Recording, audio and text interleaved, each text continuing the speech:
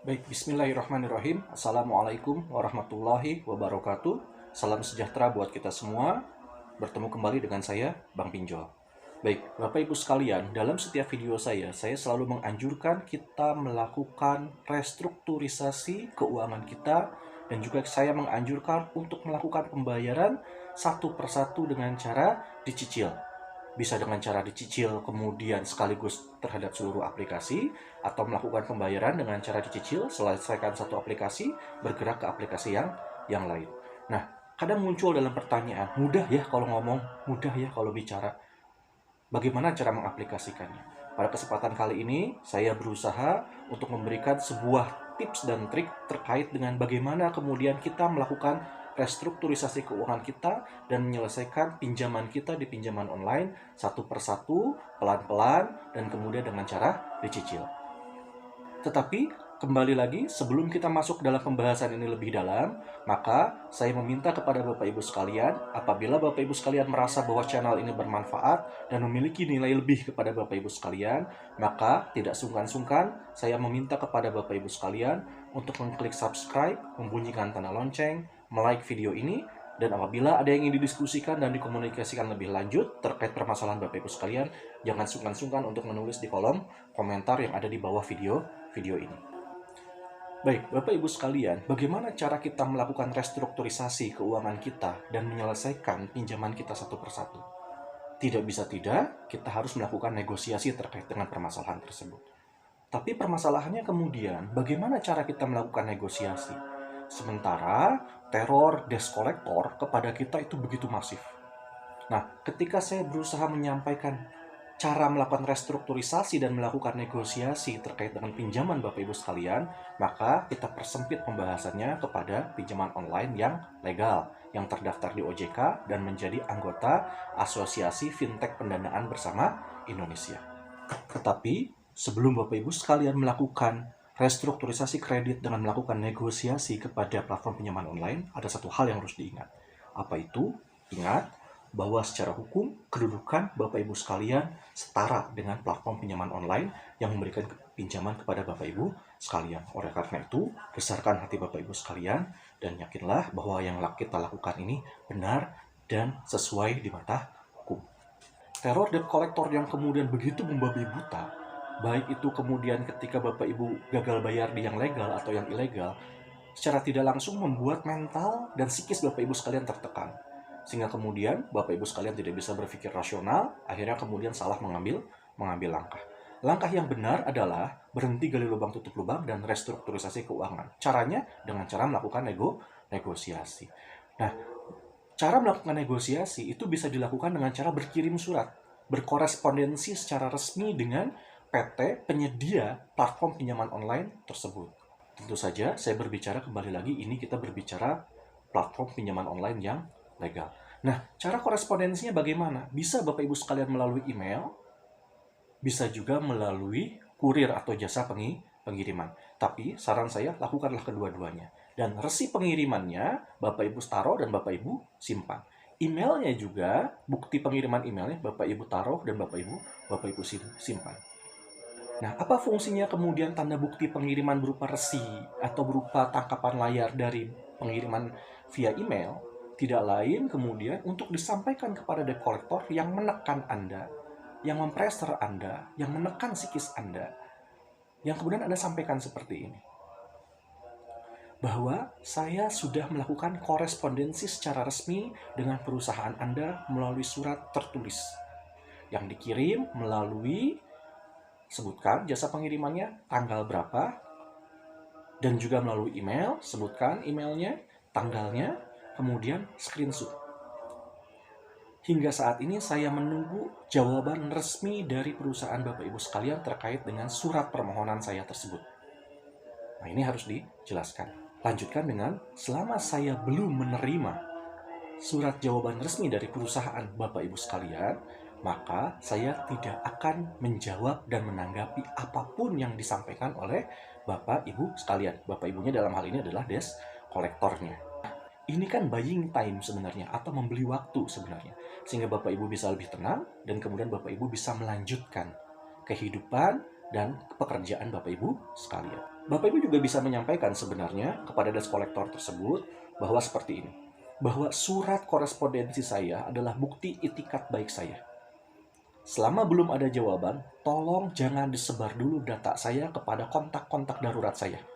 Apabila Anda menyebar data saya kepada kontak darurat saya, maka berarti tidak ada itikat baik dari Anda, maka dengan berat hati saya akan laporkan perusahaan Anda kepada otoritas jasa keuangan dan nomor WA Anda kepada pihak kepolisian karena sudah menyebarkan data saya. Ini harus disampaikan juga agar kemudian dia stop untuk sementara tidak menyebarkan data Anda. Sambil Bapak Ibu sekalian menunggu kemudian menunggu surat jawaban dari perusahaan platform pinjaman online tersebut. Konsep suratnya seperti apa? Mari kita saksikan bersama-sama.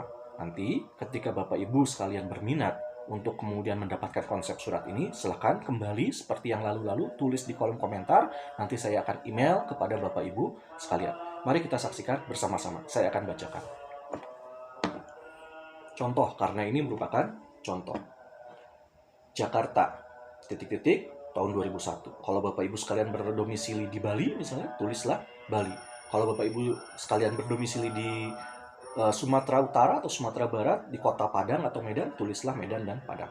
Kepada yang terhormat PT apa, penyedia platform pinjaman online apa, tuliskan Kemudian perihal, ini mohon maaf, E-nya kurang, tolong nanti diedit juga terkait dengan punktuasinya, takut ada yang kurang huruf. Permohonan keringanan dan restrukturisasi kredit di tempat. Bismillahirrahmanirrahim.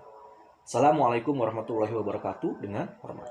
Pertama-tama kami panjatkan puji syukur kehadirat Allah Subhanahu wa taala yang telah memberikan nikmat yang begitu luar biasa, yakni nikmat iman, Islam dan nikmat sehat walafiat. Tidak lupa sholawat beserta salam semoga terlimpahkan pada Nabi besar kita Muhammad SAW. Silahkan dilanjutkan. Bagi yang non-muslim, masukkan kata-kata yang baik tentang syukur. Kemudian sampaikan juga sebelumnya kami ucapkan terima kasih atas kerjasama yang telah terjalin baik antara kami dengan platform pinjaman online apa selama ini. Nah, kemudian sampaikan bahwa pemohon sebagaimana tertera di bawah ini, namanya siapa, nomor pinjaman atau nomor kontraknya kita lampirkan. Kalau ternyata di dalam platform pinjaman online tersebut tidak mencantumkan nomor pinjaman dan nomor kontak, sampaikan NIK kita dan nomor telepon kita. Kenapa? Karena NIK kita dan nomor telepon kita juga sudah dipegang oleh mereka. Kemudian masuk ke dalam maksud dan tujuannya. Dengan ini bermaksud untuk mengajukan keringanan untuk melakukan restrukturisasi kredit yang saat ini tengah berjalan dengan perusahaan penyedia platform pinjaman online apa.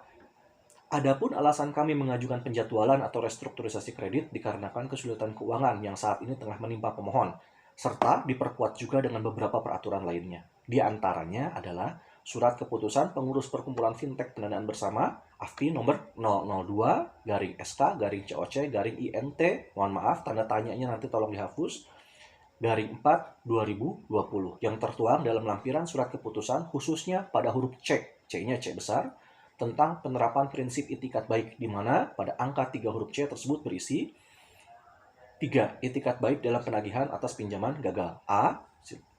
Kemudian masuk kepada yang B. Setiap penyelenggara wajib menyampaikan kepada penerima pinjaman dan pemberi pinjaman langkah-langkah yang akan ditempuh dalam hal terjadi keterlambatan pinjaman atau kegagalan pembayaran pinjaman, antara lain 1. 2.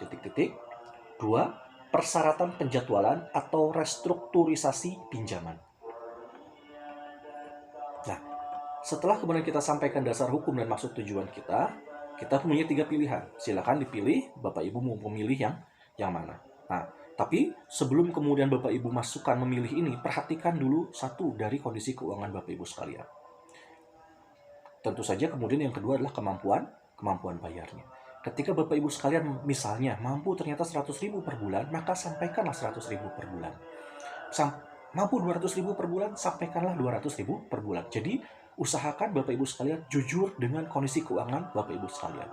Kalau masih benar-benar tidak mampu kemudian membayar dan kemudian tidak bisa membayar, kemudian Bapak Ibu pilihannya adalah kemudian melakukan restrukturisasi penjadwalan tagihan kreditnya. Misalnya, tidak dibayar dulu untuk selama berapa bulan. Nah, selama berapa bulan itu kemudian Bapak Ibu sekalian melakukan usaha dan bekerja dengan tenang, sambil mengumpulkan dana yang kemudian nanti akan Bapak Ibu bayarkan.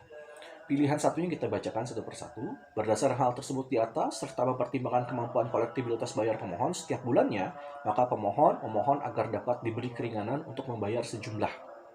Nah, silahkan, ini harus jujur diisi sendiri. Pilihan kedua, mempertimbangkan kemampuan keuangan serta daya kolektibilitas, pemohon memohon agar diberikan tenggat waktu hingga pemohon memiliki kemampuan bayar setiap bulannya. Sementara pilihan ketiga, dengan ini mengajukan reschedule pembayaran dan saya ingin melakukan permohonan keringanan pembayaran pada aplikasi apa, karena saya sedang ada masalah keuangan, seperti tadi kita sebutkan, yang sekarang saya hadapi, dan saya juga mempunyai beberapa aplikasi pinjaman online di tempat lain. Maka dari itu saya mohon dengan sangat agar bisa ini, agar kemudian diberikan kesempatan untuk dibayar pokoknya saja dan dicicil juga setiap bulan. Tapi konsekuensinya yang ketiga adalah tidak melakukan pinjaman di beberapa aplikasi tersebut. Di stop aja. Kenapa? Karena Bapak Ibu sekalian, kita lanjutkan terlebih dahulu. Demikian surat permohonan pemohon membuat sebagai bukti etikat baik pemohon dalam menyelesaikan setiap perjanjian pinjam-minjam dengan perusahaan Bapak Ibu sekalian. Besar kiranya harapan pemohon agar surat ini bisa jadi bahan pertimbangan Bapak Ibu sekalian. Hormat kami pemohon, Bang Pinjol. Ini konsep surat yang saya buatkan. Nanti Bapak Ibu sekalian bisa juga kemudian membuat konsep surat sendiri, atau kemudian apabila Bapak Ibu sekalian berminat bisa mencantumkan nomor email Bapak Ibu sekalian dan nanti saya akan kirimkan.